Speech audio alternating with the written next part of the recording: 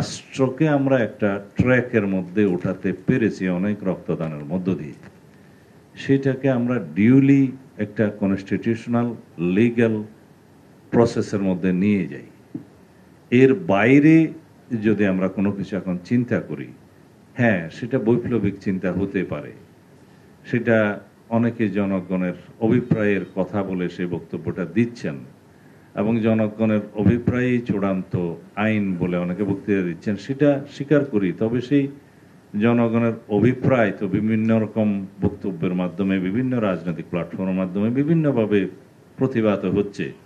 আমি বলছি এটা জনগণের অভিপ্রায় এভাবে, আর এক পার্টি বলছে ওইভাবে, আর এক পার্টি বলতে পারে, এবং সেই অভিপ্রায়টা বিভিন্ন ডায়াসে বিভিন্ন রকম বলতে পারে। আমরা এখানে একজন বলছি একবার বলবো, আর একটা রাউন্ড টেবিল আর একবার বলবো, রাস্তায় আরেকবার বলবো।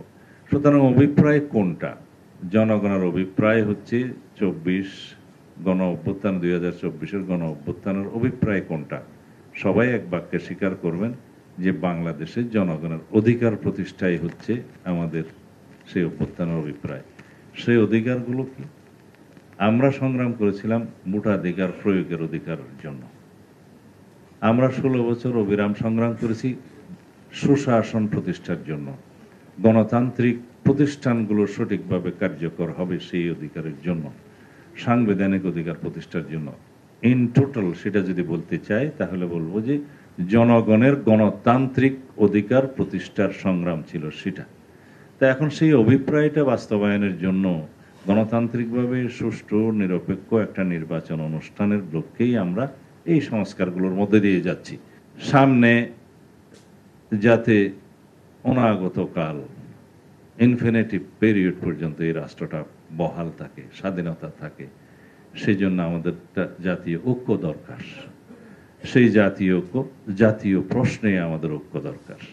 আমরা পলিটিক্যাল প্রশ্নে, আদর্শগত প্রশ্নে মতভিন্নতা থাকবে, সেই জাতীয় ঐক্যটা সৃষ্টি করার একটা সুযোগ এই জুলাই গণ অভ্যুত্থান আমাদেরকে দিয়েছিল এবং আমরা সেটা গ্রহণ করেছি। ফ্যাসিবাদ বিরোধী জাতীয় ঐক্য যেটা গঠিত হয়েছে, এটাই হবে আমাদের রাষ্ট্রের একমাত্র রাজনৈতিক শক্তি এই জাতির, এবং সেই শক্তিটা আমরা সমুন্নত রাখতে হবে।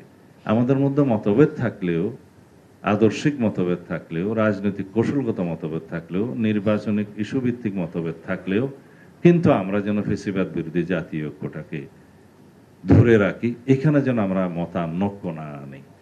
এখন যারা বলছেন যে ঈশান কোণে মেঘ দেখছে, বা দুই একটি রাজনৈতিক দল বিভিন্ন রকমের বক্তব্য দিয়ে তাদের রাজনৈতিক অবস্থান বা সুবিধা আদায়ের বা যে কোনো রকম হয়তো তাদের উদ্দেশ্য সাধনের চেষ্টা করছে, সেটাকে আমি বক্তব্য হিসেবে স্বাগত জানাই।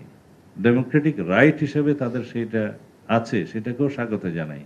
কিন্তু আমি বিশ্বাস করি এন্ড অফ দি ডে জাতীয় ঐক্যের স্বার্থে, ফ্যাসিবাদের পুনরুত্থান না হওয়ার এই প্রত্যাশার স্বার্থে তারা সবাই গণতান্ত্রিক পদ্ধতিতে ফেরত আসবেন, এটা আমাদের প্রত্যাশা।